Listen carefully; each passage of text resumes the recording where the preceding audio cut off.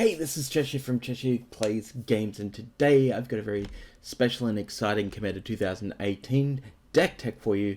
This is, of course, Lord Windgrace. So, one of the constants in Magic has always been the gross and horrible land combo decks. Yeah, they're kind of gross. It depends on what they do. Most of them are just like combo kill decks. From Legacy, we have Dark Depths. Modern, we have things like the Scapeshift deck, which is fun with Valakut. Let's say it's fun. I like the deck. I played it a couple of times. I quite enjoy it. But what about EDH? What happened to that Lands Matter Nature's Vengeance deck? Well, let's expand on that. Let's go in and tinker, and we will bring you a very cool Lands combo deck. Well, apparently a lot of players had a very different understanding to Wizards about what Lands Matter versus Lands combo actually meant. Wizards thought that Lands Matter was more of a kind of a rampy deck with a little bit of Lands Matter in it, but not really enough. So, interestingly enough, M19 also made some of the parts of the deck we're building today a wee bit cheaper, and that makes me very happy indeed. It means I'm able to look at playing one of the dirtiest decks around and not really feel so bad about it. Now, a quick note about this deck. If you want to keep your friends and playgroup, you may not want to play this deck, or at least maybe water it down and take out some of the gross combo land destruction with strip mines and wastelands, and maybe even take out the Valakut. But the deck is really based around the Valakut, and you really want to kill your opponents with it. Speaking of Valakut, the combo. So, it's almost as if this deck was built on the grounds of some sort of modern legacy staple, isn't it? Well, that's exactly where we should start. We should be looking at the gross land combos of the lands deck from both legacy and modern, mix those up a little bit, and have a look at what we can do to kill all of our opponents at once. First up, we have the good old Valakut the Molten Pinnacle combo built into the deck. Valakut is known for being entirely terrible and making players groan ever since it hit our grubby little hands, because once Valakut hits the table, we have 5 mountains in play. Each additional mountain that we have turns into a lightning bolt. So this is how it works. The first part of the combo is scape-shifting all of your lands to the face. Okay, sorry. I actually need to walk through this because it's a little bit complicated, and it's about how the game checks board states and things. So, have Valakut the Molten Pinnacle in play, or you can scapeshift for it really. Have a Prismatic Omen in play. Prismatic Omen, of course, makes all of your lands into mountains in addition. Then, all you need to do is just play Scapeshift. It's that easy. Well, I mean, sort of. So, rules explanation time. When you sacrifice, let's say, 6 lands with Scapeshift to grab Valakut the Molten Pinnacle and the 5 mountains you need, immediately after this event, the game checks what needs to trigger. So for each mountain, the game sees Valakut the Molten Pinnacle is on the battlefield. 5 mountains are on the battlefield. I know, they all come in at once. That's how this works. So, Mountain 1 triggers Valakut. Mountain 2, Mountain 3, Mountain 4, and Mountain 5 all repeat that check. Valakut says, yes, you and your 4 other friends are already in play. So, when you hit the battlefield, you get to deal 3 damage. Which is kind of ridiculous, but that's how the combo actually works. Now, we can kill more players with Valakut, but how can we actually do that in a singleton format? How can we make more copies of Valakut to kill our opponents?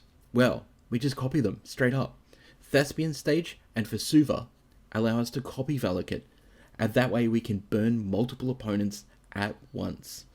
You've got to remember that Valakut itself is not actually a legendary land, which is where this comes in. It means that you can use things to clone that land, and then have extra copies of that land in play, which is chef's kiss. It is so good.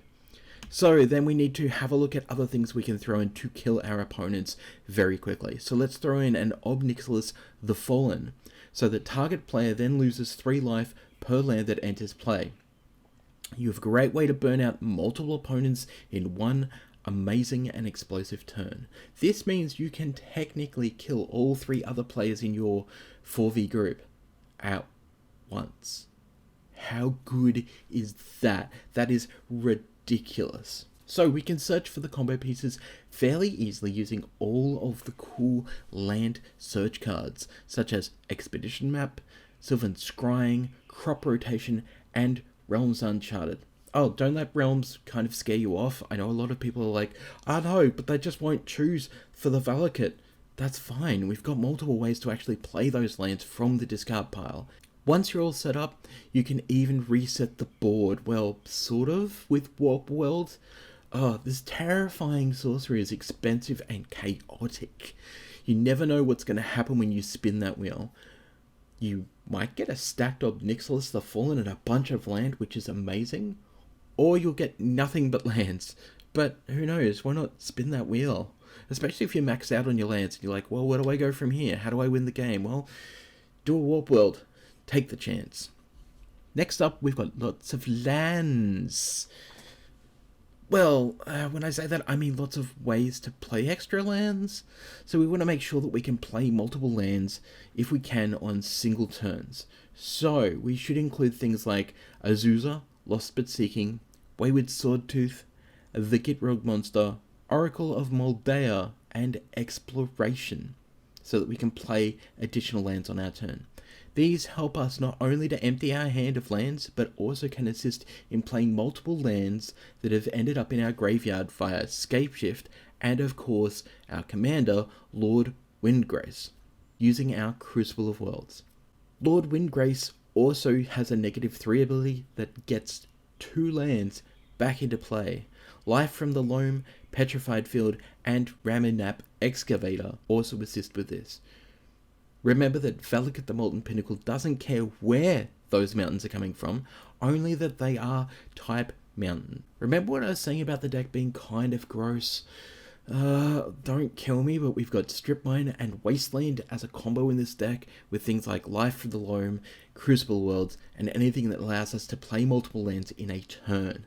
Doing this will make you a huge target on the field, but even I like to indulge my terrible side now and then. If you can do it on a board where you've got hardly any creatures to worry about, you've got people fighting amongst themselves, somebody's land screwed, you've already killed off 1 or 2 opponents, that last opponent, they are going to be in for a very horrible ride. Sadly, Fast Bond is banned in EDH, so no Fast Bond to 0. For the landfall triggers outside of the combo, we have Courser of Crucifix for that sweet, sweet life gain. We have Tireless Tracker, which can draw us cards over time by creating clue tokens. We can also pop those clue tokens, and the tracker gets swole. Avenger of Zendikar enters the battlefield and gives you a tiny forest that will grow with each land you place into play. Rampaging Balos provides an army of 4/4 beasts to smash your opponents with if the need arises to play that long game. And finally, we can also draw a heap of extra cards thanks to Horn of Greed, because whenever a land enters play, that player draws a card. Did I hear fetch lands? Yeah, we're definitely playing some fetch lands in here for sure.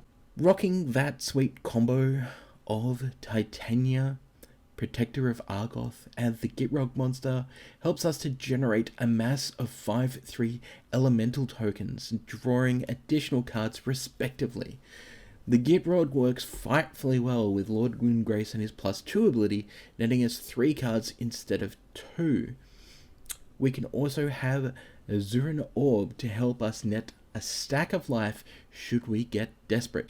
Now, let's talk quickly about the precon, because the pre-constructed deck out of the box didn't really, in my opinion, care enough about lands in the way that we wanted to see it, but it was more caring about the lands in regards to ramping into bigger stuff. So we gutted the deck entirely, and even though there's some great cards for other decks, there were very few cards we wanted for this particular deck. Certainly not enough lands matter reprints, such as, say, Lotus Cobra.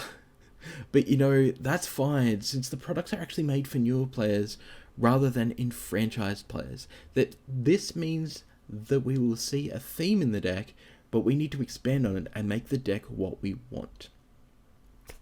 Closing out this, we have the pros of this deck. Lands are more like an exploration of what you can pull off rather than knowing the straight path. Yes, Valakut Scapeshift is the fastest kill in the deck, but there's a number of other ways you can actually kill as well. This is not a deck that's widely played. You will catch some opponents off guard if you're lucky. The cons: you will likely lose friends using the Strip Mine Wasteland Life from the Loam Denial combo. This is also an expensive deck to build. This is not a budget deck. Now, there's not to say that you can't make this as a budget deck. You can just simply take out the dual lands and it makes the deck significantly cheaper. But to make this deck the best that it can be, you've really got to pay the money to play the deck. Anyway, that's it from me today. I hope you've really enjoyed this deck tech. Remember to like, comment, and subscribe. I know I keep saying it, but that's the only way my stuff can get out there and can get noticed and can get bigger and more hits. And I just really want people to look at it, really. I mean, that's pretty much what it's at. But keep cracking packs, not for value, but for draft. I am Cheshire, and hopefully we'll see you next week for another C18 awesome deck.